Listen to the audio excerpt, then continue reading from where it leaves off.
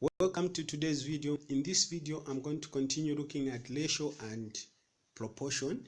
And in today's lesson, I'm going to look at the representative fraction, abbreviated as RF. So in this video, I'm going to describe what the representative fraction is, as well as I'm going to show you how you can find the representative fraction. So watch this video up to the end as I'm going to do the things I've mentioned. With that being said, let's get started with today's work. So I'm going to start with describing what a representative fraction is. So representative fraction is the ratio of dimensions on the map or plan to the actual dimensions on the ground. So representative fraction, this is the ratio that compares the dimensions on the map or plan to the actual dimensions on the ground. Okay, for instance, you are building the house, so the measurements on the plan, you compare them with the actual dimensions on the ground, on the actual house we are building. So it's very important to know how you can translate this, because it will help you to come up with the actual size of the house on the ground if you know how to compare these two dimensions, which are the ones on the ground and the ones on the plan. Okay, now we write the representative fraction as a fraction, as you can hear, representative fraction. So fraction, it's telling us that we write the ratio as a fraction.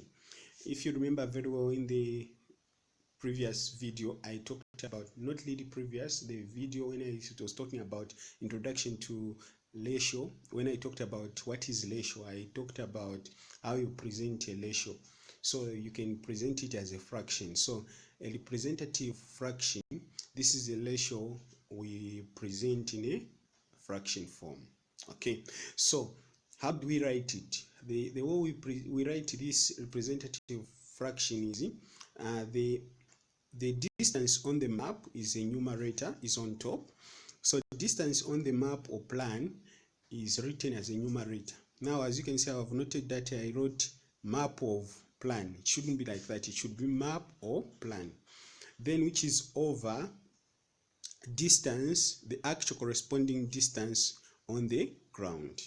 Okay, so we compare what is on the plan as well as what we will actualize on the ground. Okay, so what was actualized on the ground and what is on the plan, then these are compared. Okay, it's very important for you to know how to relate the plan to the actual measurements on the ground, because it's very important. You need to know how to relate these so that you can come up with the actual measurements that are needed whenever you're designing something. You're building a house, you are trying to come up with a football pitch, you are trying to come up with a netball court. You need to know how to translate the plan into the actual being on the ground.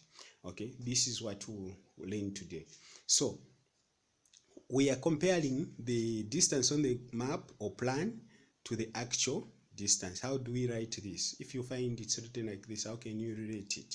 Okay, so let's now, we have talked about what we need to know about, we have described what the representative fraction is, and I've also talked about how you write it.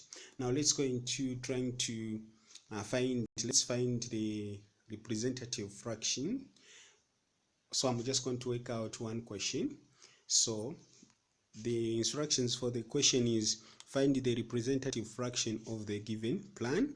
Write the RF to the lowest term. So write the representative fraction to its lowest term. Okay, now let's go to the question. So question 1. The length of a football pitch is 100 meters on the ground, and on a plan model it is 10 centimeter.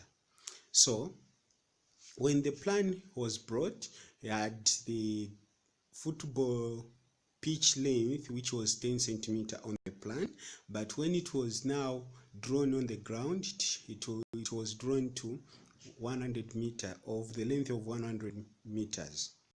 So now we are told to find the representative fraction.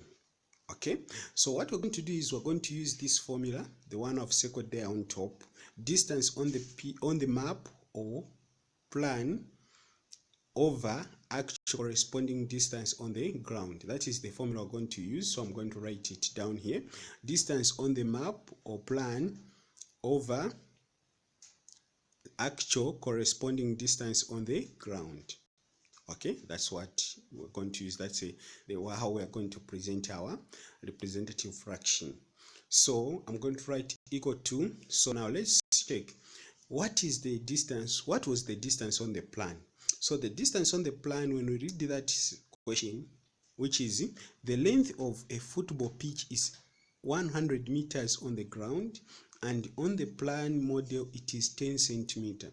So on the plan, the distance, the length of the pitch was in 10 centimeters, the one I've circled there. So I'm going to write 10 centimeters there. Okay, once I've done that, then I'm going to write over. Then let's go to the actual corresponding distance on the ground. So we go back to the question, which is the length of a football pitch is 100 meters on the ground. So this 100 meters is the actual corresponding distance on the ground. So we're going to write over 100 meters.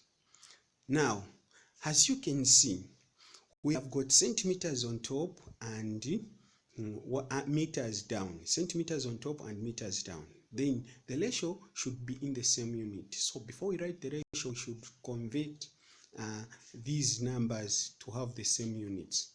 I do not want to deal with the decimal numbers, so I'm not going to change 10 centimeters to meters. I'm going to change 100 meters to centimeters. So how can I do that? I'm going to multiply 100 meters by 100. Why? Because 100 centimeters makes 1 meter. Therefore, I'm going to change this 100 meter by multiplying it by 100. Okay, so I'm going to multiply 100 meters multiplied by 100, which should give me the answer, which will be in centimeters. So I'm going to write the equal sign, then write the 10 centimeter on top over. Then when I multiply 100 meters multiplied by 100 will give me 10,000 centimeters.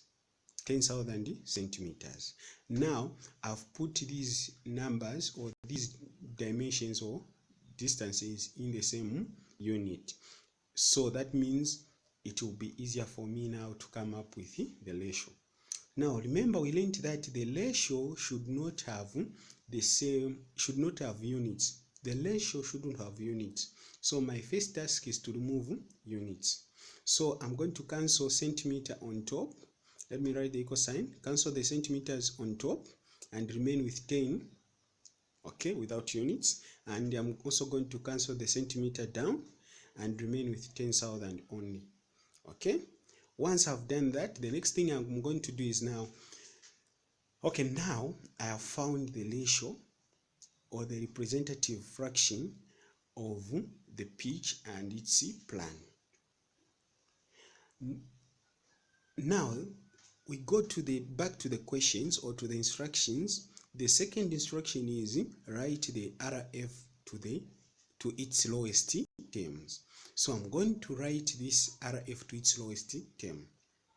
So since I found the RF, which is 10 over 10,000, and I'm asked to write it to its lowest term, I should look at these two numbers to identify whether there is a number that can go into both without leaving a remainder. Now, as you can see, 10 can go into 10, as well as 10 can go into 10,000. So I'm going to divide both sides by 10,000, by 10, not 10,000. I'm going to divide both numbers by 10. So I'm going to divide 10 divided by 10, as well as 10,000 divided by 10. Okay. Once I've done that, I'm going to write the equal sign. So 10 divided by 10 will give us 1. 10,000 divided by 10 will give us 1,000. Okay, so now I've come up with the representative fraction of the pitch as well as its plan. So I've come up with a representative fraction of the pitch and its plan. So that is the representative fraction of the pitch and its plan in its lowest term. Okay, so 1 over 1000 is the representative fraction of the pitch and its plan. So this is the RF of the pitch and the plan is 1 over 10,000. This is the correct answer. So basically this is how you can calculate or you can find the representative fraction of any given question or dimensions. So thank you so much for watching. It has been easy learning zed-Mathematics. The future is bright. See you in the next video and God bless you.